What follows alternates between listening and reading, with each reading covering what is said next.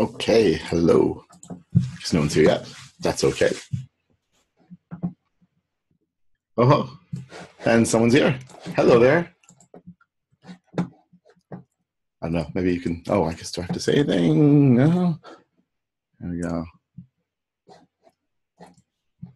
I'm talking. I guess you can use the chat. You can do unmute all. All participants are unmuted. There we go. I guess I can start my video. How do I do that? Join audio. Connected. Oh, start video. There we go.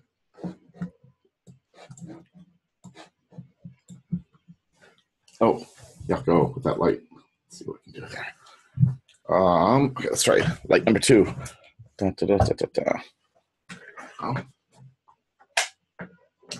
Okay, that's sort of like a little eerie, but but at least better than being blinded.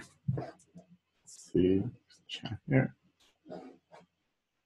Let's lose the chat.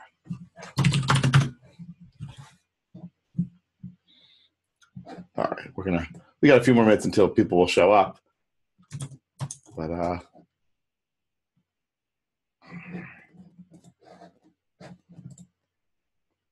those of you watching this recording are, I'm sure, going to be enchanted by the first few minutes while we wait for people to show up.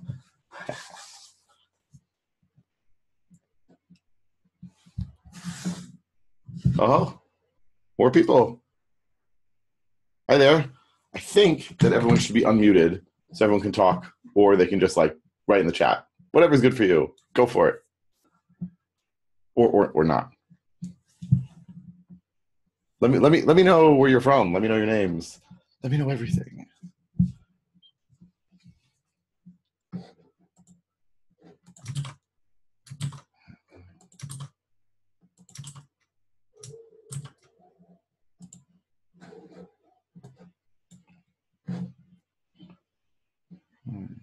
All right, I'll make sure everything is set the right way. Preferences. There and there. That's good. That's good. Okay.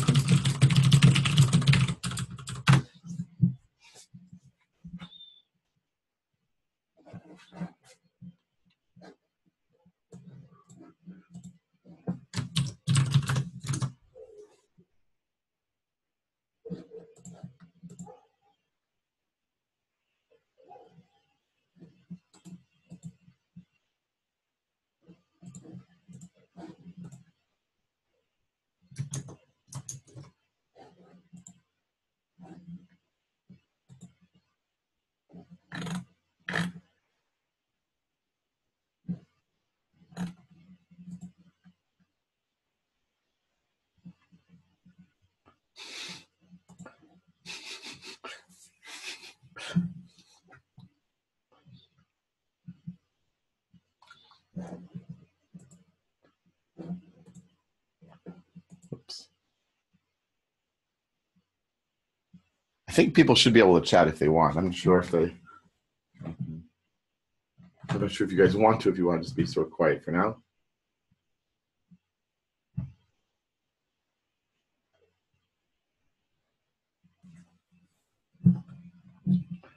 In theory, we're going to start in 2 minutes. In reality, we'll give people probably another 2 minutes after that to show up.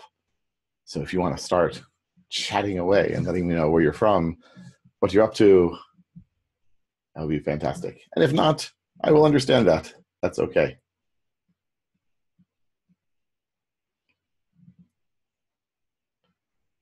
Another minute or two, and I'll start talking at least, and then we can let other people talk as well. Ask questions. Hope you came with lots of questions. Or even just one question, but if it's a good one, that's okay.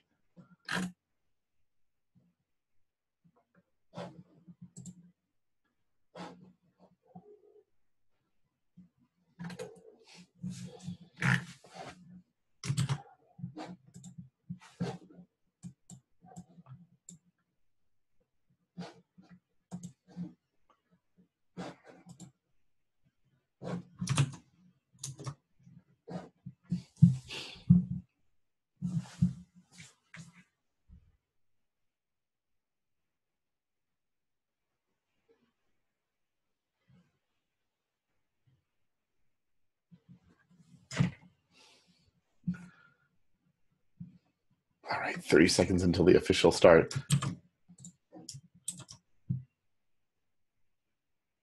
Countdown to excitement. Dun, dun, dun, dun, dun, dun.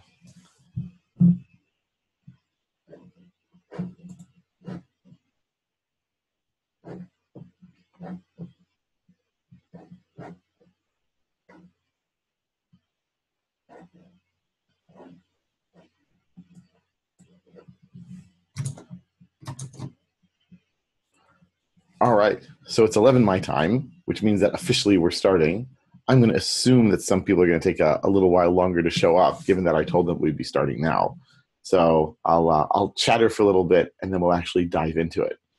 So hi, everyone being two people right now, but who knows? Maybe more people will show up soon. I hope they will. I realize that it's in the middle of the night for some people, in the middle of the workday for other people, in the middle of the morning, I guess, which is sort of the same as the middle of the night for other people. So it's never a convenient time to do these sorts of webinars. And anyway, so for those of you who don't know me, I'm Reuven Lerner. I am a Python trainer, developer, author. And over the last few years, I've been spending a lot of time working on exercises in Python. I have a book called Practice Makes Python.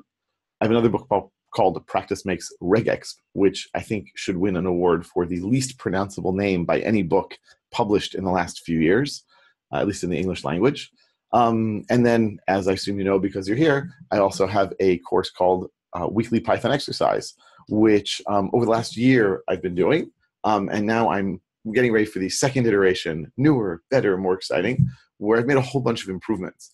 So the people in Weekly Python Exercise are generally, at least they tell me, very satisfied, very happy. But there's some things that we could be doing better. So one thing we could be doing better than the current one is right now everyone is sort of staggered. They're all in different weeks. So it is weekly, but you might be on week 5 and someone else is on week 7, and that tends not to be good for lots of people interacting. And interactions are, as far as I'm concerned, one of the most important things for good learning. So the new Weekly Python Exercise is going to start as a cohort, meaning either you join before January 2nd when we start up, or you're out. So I really hope as many people as possible will join, because I think the more people have, the more perspectives, the more ideas, the better it'll be for everyone. More interactions, more learning, and more interesting for me, truth be told, as well, because I always learn a lot from the people I teach. So that's one difference. A second difference is I'm going to be doing office hours, sort of like this webinar here. We'll see exactly what technology we use, but it'll probably be something like this. I tend to use Zoom a lot now. Maybe I'll use some other things in the future, where we will not only go over the exercise solutions, and people can ask questions as well if they're parts of Python that they don't quite understand. And it's quite possible people ask me questions that I don't know the answers to, in which case I see that as my homework and the thing that I need to check on and get back to people about. And there'll also be a forum in which people can discuss the current question, previous questions, different answers, different ideas.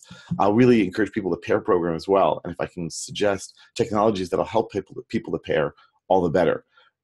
Basically, I'm trying to make Weekly Python Exercise the best way for you to improve your Python knowledge, to really level it up from where you are now. And where you are now, that's always like a tricky question to answer.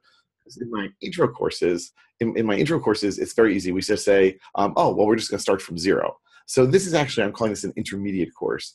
And I basically am defining that as people who have already taken a Python course and done some work with it. So you already know about the basic data types, more or less. You already know about functions, more or less. Like, you're comfortable working with Python day to day.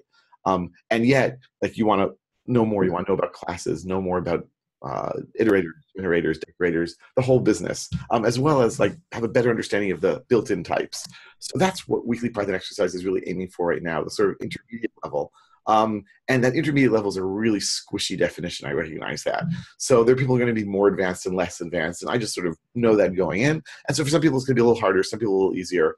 And my job is to sort of try to make it as easy as possible, not like give you the answers right away. I mean, I'm not going to do that. I'm not going to do that. I still have to be cruel. But in terms of trying to find things that I believe will hit that sweet spot of challenging and interesting and useful, but not too challenging, not too, well, I mean, not too challenging. Well, not too interesting is not a bad thing to be, actually. So that's basically where Weekly Python Exercise stands. It's going to be starting, as I said, you probably know this already, on January 2nd. That means we have about a week. I'm sort of trying to set the cutoff at December 20th for registering. So people want to register to do that before then. I've gotten a few questions via email about Weekly Python Exercise, so I'll answer them now and maybe later as well. And of course, if people have questions here, then I'll be happy to answer them also. I'm also, by the way, in case it's not obvious, in case you didn't know this, I'm going to go through the 2 exercises that I gave as sort of a sample. Some of you might still be going through those, and some of you might be halfway through those, and some of you might have thrown up your arms in frustration and or just wanted to see what I look like. Hello, this is what I look like. So, so basically, what was I going to say? Oh, I don't remember. Anyway, so intermediate level. Oh, that's right. That's right. People were asking me if there were discounts. So there are 2 discounts I'm offering. One is a group discount. So if you come with 5 people, or like you and 4 other people or more, then I'll give that whole group 20% off. If you're a student, I'll give, I think I said 30% off. Don't hold me to it, but I'm pretty sure that's true. Maybe even more if my memory is terrible. And that's because I was a student for a long time, undergraduate and graduate, and I really want to like give students as much of a break as possible so that they can really benefit as much as possible. Because I know that tons and tons and tons of companies are looking now for Python developers and experienced Python developers. And now I can help you as a student not only to understand Python better, but to like get a better job. All the better for all of us. Well, certainly for you, and I think better for me too. Basically, my plan here is to go through the 2 sample exercises that I had in the, like, what I called the miniature version of weekly Python exercise, where instead of weekly, it was sort of like daily, like exercise 1, solution 1, exercise 2, solution 2. And some of you might still sort of be halfway through that sequence. That's sent out automatically by drip, by a mailing provider. So if you haven't gotten to the end yet, spoiler alert, I'm going to be telling you how to solve these problems here tonight. And obviously, if there are questions about the Python part, the weekly Python exercise part, go for it and let me know. I'm totally okay with people interrupting me with questions, either in the text chat or like talking. I am going to ask, like, I heard a dog barking there. So if you just on cue. So whoever has the dog, you might have a lovely, lovely dog, but it's okay to, like, if you just mute yourself while you're not asking questions, and feel free to unmute yourself when you do want to ask questions. And if I want to get to the end of a point, then I won't be embarrassed to say that, and then I'll let you ask your question. Okay, so welcome everyone, and both the people live here and the people in the recording. I'm going to turn on screen sharing, which is this button here. And there's my desktop. Share it. Bam, and now it should work. We can hope. Okay, I think that's working. If you don't see screen sharing, let me know. That would be pretty bad. Okay, and by the way, I'm using the Jupyter Notebook here, in part mostly because it's just super convenient to do development in the Jupyter Notebook. I use it all the time, both in my actual development and in my teaching.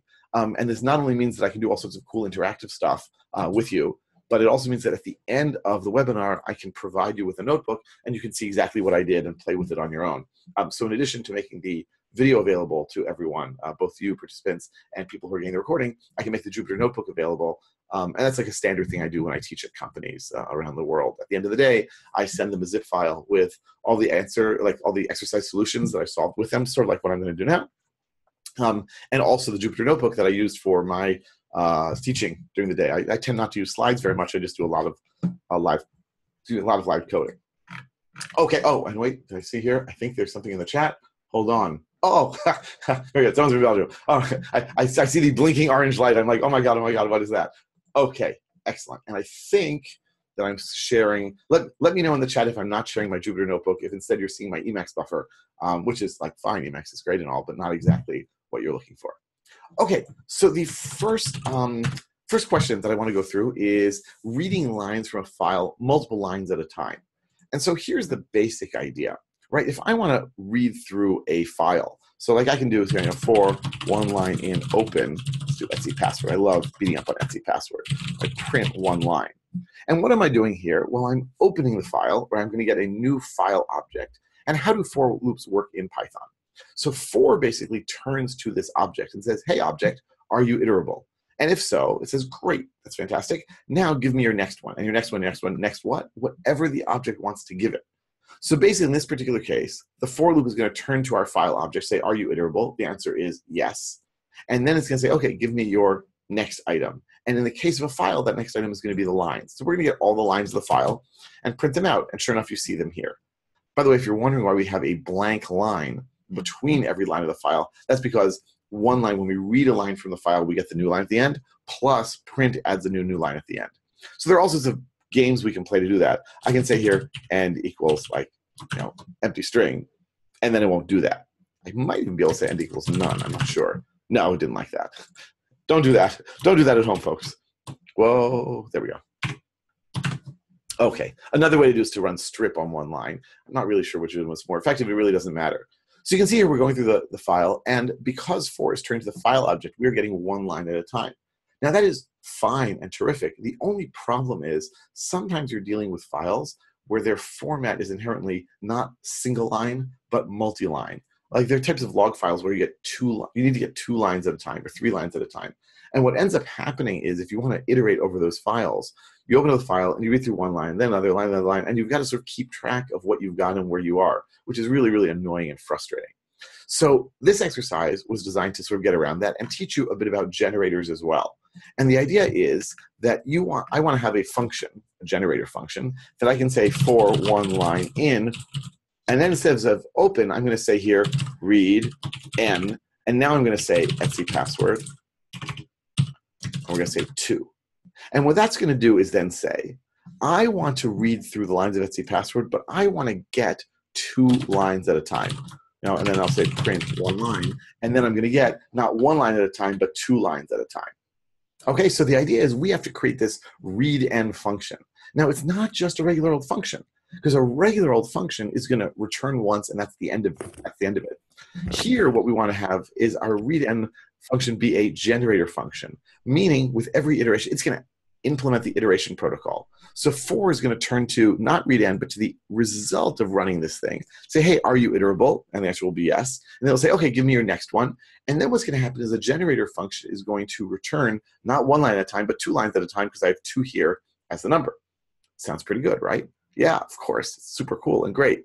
Well, okay, super cool, perhaps it's a little strong, but I'm prone to hyperbole. Okay, so how are we going to do this? Well, to do this, we have to sort of understand how generator functions work. So I'm going to sort of comment this out. By the way, I just discovered how to do comments in Jupyter Notebook like in the last month or so. So I'm going wild with doing all the time. It's Control/ for those of you who don't know. And now you all know. So how does a generator function work? Well, I can do here def foo, right? And I can say here, come on. Oh no, something's very slow here today. And I can say yield 1, yield 2, and yield 3. And basically, when I do this, then I can say for one item in foo, right? Print one item. And I'm going to get 1 and 2 and 3. And the reason that's working is that when I invoke foo, I get back a generator object, which is this tiny little object. I mean, not tiny exactly. It's basically an object that every time I ask for the next item, every time I run the next function on it, actually, then the function runs up into and including the next yield. It returns the value back from yield, and then it goes to sleep for a little while. And then, so what's happening here is for asks the output of foo. The asks this generator, are you iterable? The answer is yes. So it says, okay, give me your next one. So foo executes up till here, yield 1, returns 1, but it doesn't go away like a normal function does. Instead, what's going to happen is it's going to then go to sleep. And then we say, okay, give me your next one. It says, oh, okay, it wakes up right here after the first yield, goes here, yield 2, returns 2. And then yields 3, and then it gets to the end, and it signals the end of the iteration, stop iteration as the exception, and the for loop ends. So what we want to do is write a function that's going to yield, let's say, 1 line at a time, or multiple lines at a time. So what are we going to do? How are we going to do that? Well, I'm going to say here def readN, and we're going to need a file name, and we're going to need a number of lines. Let's call this n, actually. Wouldn't that be clever to say readN and have a parameter n? Yeah, I thought so. So what do I want to do? Well, I want to, with every iteration, I want to return n lines. So what could I do there? Oh, well, let me just pull something up here. Okay. So here's what I'm going to do. I could just do like a while loop, right? And I tend to do a lot of while loops, while true loops. So I'm going to say here, f equals open file name. And now I'm going to do a while true loop, right? While true. And while true gives me an infinite loop, obviously, right? But what I can do is I can break out of it. You want to make sure to do that. So I'm going to say here, the first line equals f read line. So I'm going to read 1 line from the file. Now there are 2 possibilities here. One possibility is that I get the actual full line of the file, and it actually contains something. And that something might just be a new line character, but it is something. So I get back something from the file indicating it's an actual line, and then I want to get a second line and add to it. But what if that first line is empty? totally empty string, no new lines, no nothing. That means I've reached the end of the file, because Python doesn't signal end of file by throwing an exception. It just returns an empty string from, say, readline. And for those of you who don't know, readline is this method that returns the next line of the file, one line. So I can say, if not first line, then break. Right? Okay, well, that's pretty good. Right? And so what if I were to do this? Now I can say, yield first line. Well, that's good, except it only works for one line. Basically, I've re-implemented here, reading one line at a time, which we already have built into the file object. So I haven't really done that much. Well, what if I were to do this? What if I say yield first line plus freadline? Well, wait a second. What are we doing here? So I'm saying if this first line is empty, then we've reached the end of the file break. Otherwise, yield the first line plus read another line. Now, that other line, that second line, might be empty because we might have reached the end of the file with this first one. But that's okay. So this is good for 2 lines at a time. So what am I going to need to do? I'm going to need to do some sort of loop. I'm going to need to say, okay, I'm going to get the first line. And if that's empty, then we'll break. Otherwise, I'm just going to add a whole number of these. Well, what I can do instead then is, my old friend, a list comprehension. Right? I can say here something like this, f readline for I in range n. And that's going to return then a list of strings. Well, if I do yield then, or if I do yield on this thing, I'm going to get a list. I don't really want a list. I want a string back. So what I can do then is just say, okay, I'm going to take this, join here. And now we're getting into semi-complex territory. So let me try to explain this a little bit. I'm now saying, okay, if I want to read n lines from the file, I'm going to read those n lines, right? I'm going to say output is this. Let's just do that for now. So I'm going to read n lines. So if we're doing read n of 2, I'm going to read 2 lines. Read one line, read the next line, put that into a list, join it together as a string. Now output is a string. What if I read 3 lines? I'll do 3. Okay, that's all fine. The only issue now is output an empty string, or does output contain something? And now we're sort of thinking in the same terms as we did before. If I have an empty string, then we've reached the end of the file. If I don't have an empty string, then at least that first line was not empty, and I'll return what they gave me. So what I can say here is something like this. I can say, if output, then yield output. Else, I can say, break. Meaning, I can now say, if we have something to give back, give it back. If we don't, then break. Break out of the while true loop. That means we end. That means the end of the iterations. Now, there is one little issue here that I might want to deal with, but let's first just make sure that this works. So if I now say here, for one chunk in read n of etc password and 5, print one chunk. And here we have chunk of 1, 2, 3, 4, 5 lines, and 1, 2, 3, 4, 5 lines, and 1, 2, 3, 4, 5 lines. Pretty snazzy, eh? Until the end when we get to, how many lines? How many lines at the end? 3 lines. So what would happen was we read 1, 2, 3 lines, then 2 empty strings, but we added those together with the join, so who cares? And if I do it now, let's say 7, there we go. And now we have, right, 7 lines at a time. Even though my notebook is like a little slow, but you can see it's 7 lines at a time, I hope. It's really slow. I don't know what's going on my computer today. Bad computer, bad, bad, bad. All right, so this is how we can do that. Now, there's one thing that I think we can do to improve this here as well, and that is, believe it or not, remove the square brackets. And when I remove the square brackets, what I'm doing is I'm saying, I don't want to use a list comprehension. I want to use a generator expression. And that's right. We're using a generator inside of a generator. Kind of wild, huh? So the reason this works is, and the reason we would want to do this is, I don't want to take an entire list, right? What if I'm doing a chunk of 10,000? Kind of stupid way to use read n, but you could. Right, then I don't want to have a list of 10,000 strings that I then had to join. Instead, what we can do is hand it one string at a time using a generator expression, and then we're not ever building anything bigger than 1 line's worth. So it's just a memory saver, and thus makes our program more efficient. All right, so this is our implementation of read n. So folks, questions, comments, issues, feel free to use your voice, feel free to type in the chat. Both are okay. Don't be shy. I live in Israel. No one's shy about asking questions here. Or all of you are. Okay, that's fine. So for those of you who are a little shy, that's fine. If you have questions, you can put them in the text chat. I'll be happy to answer them. That's totally great. So what I suggest is we move on to the next exercise. That's part of my like miniature trial version of weekly Python exercise, and I'll go through that as well, and try to solve that as well. Hopefully, I'll even succeed. If you have questions about that, then we can go over it then, and then I'll open the floor to any questions you might have about weekly Python exercise in general. And again, feel free to interrupt me in the middle if you really want to. All right, so I just want to pull this up so I can find. Okay. So the next exercise that I gave in the miniature version was something that I've played with a little bit, and this I call a sliceabledict. So we all know about dictionaries in Python, right? D equals A1, B2, C3, right? And I can do all sorts of things with a dictionary, but one of the most common things, perhaps the most common thing, is to retrieve things. D of A is 1, D of B is 2. What if I want both D of A and D of B? Well, I'm sort of out of luck, right? In Pandas, which some of you might know from the data science world, I can say D of, like, have a list, A and B, right? And then it'll retrieve both A and B. It'll retrieve them together in a list. But if I try to do this here, first, it's going to give me an error saying unhashable type. And then even if it were to allow it, like if I were to pass it a tuple, right, it still would give me an error because the key doesn't exist. So what I want to do is create what I call a sliceabledict, meaning that it'll be a dictionary that works just like every other dictionary. But if I pass it an index, if I pass it something inside square brackets that has multiple values, it will return each of the multiple values for me.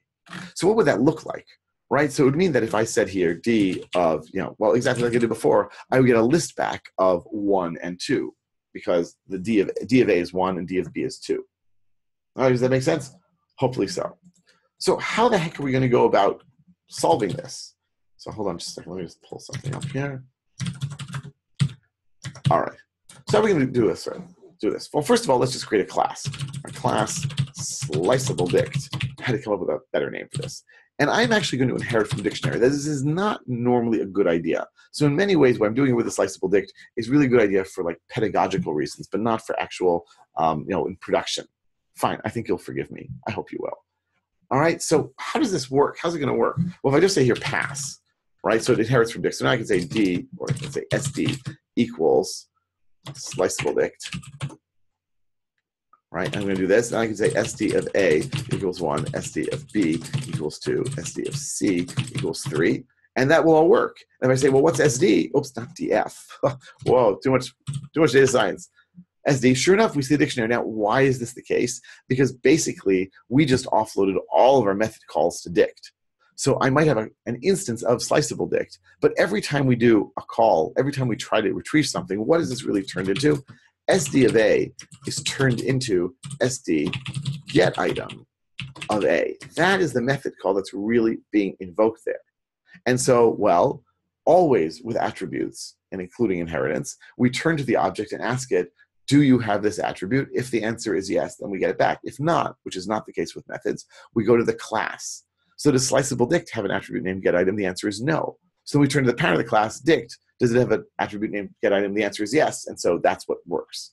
So what we're going to want to do then is override that getItem method and leave everything else exactly the same. So I'm going to say here, def getItem.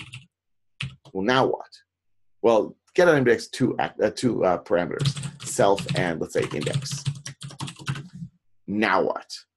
Well, what if it's actually in there, right? What if index is just A, and I want to say here, SD of A?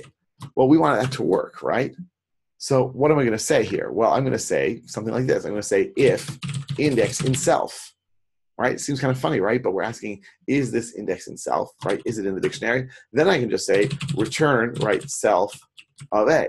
Sounds great, except this will not work. Do not do this on your computer, because what will happen? Well, self of A is going to invoke the getItem method, which will invoke the getItem method, which will invoke the getItem method, and we're going to end up with this infinitely long series of getItems until you run out of memory. Basically, Python will give you an exception saying that you ran out of stack space. So you don't want to do that. But the thing is, I really want to use the dictionary's retrieval. So I can do that by saying dict getItem. I can just call it directly of self and index.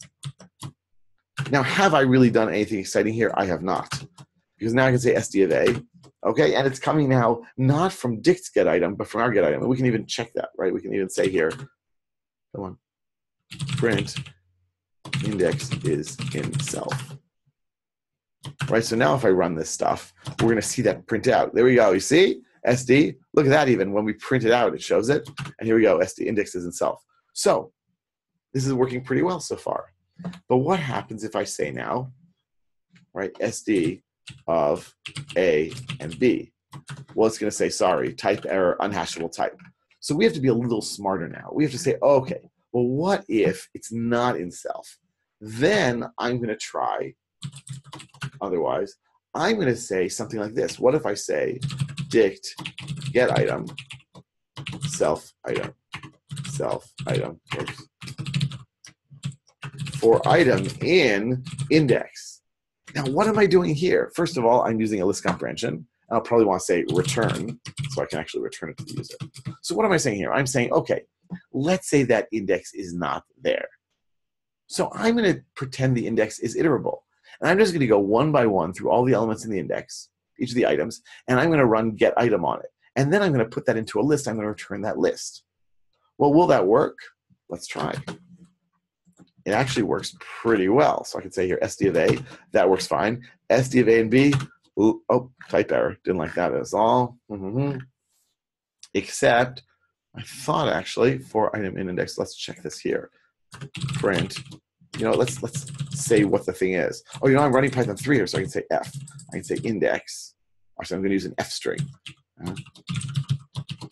F strings are really cool. I'm getting to like them. I'm getting to remember to put the F before it. Is, let's say, not in self, iterating. So let's see what happens now. By the way, this is one of the advantages of the notebook, right? So index A is in self, B is in self, A is in self. And now I can say here, what's going on here? Oh, it's trying. Why is it trying to do that? Index is not self, elf, return to get item. Oh, self item for item in index. I'm actually a little surprised. What am I doing wrong here? What am I doing wrong for item in index? Why is it giving me a trouble here? Unhashable type list. I see. Okay, fine. It's trying to, Okay. It's actually trying to first, it's doing index in self, and so it's running the hash method. So how did this work before for me? Okay, let's do some debugging in real time. This is exciting. It actually worked when I did the exercise once before. So I think what's happening, if index in self, so what we can do is a little try around this. I was planning to do a little later, but we can try it now. I can say here, except type error as E, right? And now, well, if we got a type error, we might as well give it a shot, right? So I can say here, else. Well, that's going to be a little complex, right? I can just say here, if index in self. Yeah, well, that means it was hashable and in there. Oh, but what is this is going to be kind of annoying. This totally worked before. Hold on a second. Let me see. Oh, because I wasn't using a list. I was using a tuple. All right. You know what? I'm going to cheat here and just go back to using a tuple, and then we won't end up with that problem. I knew I'd done something differently in the original implementation so that this wasn't a problem. Okay. So this will work fine, and this will work fine. Helps to pay attention to what you've actually written and done. There's a little thing to keep you going in life, right? Okay, so now if I use a tuple, it won't give me that annoying, oh, there we go. Index AB is not in self, so iterating. So what happened was I handed that tuple A and B. I was thinking too much about pandas. Handed the tuple A and B, and what did it do? It said, well, it's not there, right? AB is not there. So I'm just going to go through AB and look for it. And so it found A and it found B. And by the way, I could get the same exact result if I say SD of AB. I'm going to get that list there because it doesn't find AB, so it's going to iterate over the string. That's one of the weird quirks about strings, I guess. Okay, so now we've handled just about every sort of issue, right? No, we still haven't handled. Now we're going to get back to what I wanted, right? 1, 2, 3. Now it's going to get, oh, .df. Wow, way too much pandas lately. And now we get the type error, unhashable type list. Now you can deal with this in different ways. You can just say, okay, that's the way it is, right? Like unhashable type list. I'm going to add a little thing in here. I'm going to say try. I'm going to move this over. And then I'm going to say here, except type error as E. This is what I was talking about doing before, except I was really surprised I was doing on the, around the else, not in the else. Now you can just say raise a key error of, well, let's use a F string again, no such key, and we're going to look for item. Right, will that work? I think that might actually work. It should work. The item will be defined, and this is working, good. And this is working, good. And this is working, oh, type error, unhashable type list, no. So you see, it's just like, it's gonna break down, oh, okay, but what if I say here, so it's not gonna deal with the unhashable type, but if I say here something like tuple 1, 2, 3, yeah, at least not itself, and then key error, there we go. Key error 1, it was looking for 1 and didn't find it. So it still can't handle lists. What can you do? But it can do everything else. And so while there's not a, I would say, perfect implementation, I think it demonstrates a few interesting basic things about getItem, about inheritance, about exceptions, about making sure they're not passing lists when you're using in, and even now like with F strings a little bit. And you can see that we had to deal with a few different sorts of issues, right? We had to deal with getItem of one item and getItem of multiple items. I should mention, by the way, that Python slices actually works in a totally different way. They're a different object. Maybe in a future iteration of this exercise, I'll try to use actual slice objects, although those are a little trickier when you're dealing with a dictionary, because slices work with integers. So they work from this index to that index, not including, and then by steps. So that would be a little hard to do with dictionaries. So there we go in terms of a solution, or what I think is a good solution, to the sliceabledict problem. So there we have it. I've covered the 2 exercises I promised to cover.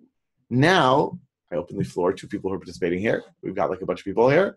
Any questions in general about this? Questions about Python? Questions about weekly Python exercise starting in about 2 weeks? Not to push it too hard, although I am pushing it hard. Questions, comments, personal problems? All right, so let me give since there aren't, we have a relatively quiet group, so I'm just going to explain. Again, weekly Python exercise, the registration ends in 8 days on December 20th. I really think that you're going to, if you are an intermediate Python programmer, plus minus, you're really going to get a lot out of it. You've got 52 exercises along these lines, this sort of style. You've got once or twice a month, me coming in and doing this sort of Q&A, open office hours, where hopefully people will also ask questions. If you don't have questions, that's okay. I'll go through things. I always have things to say. Don't worry about that.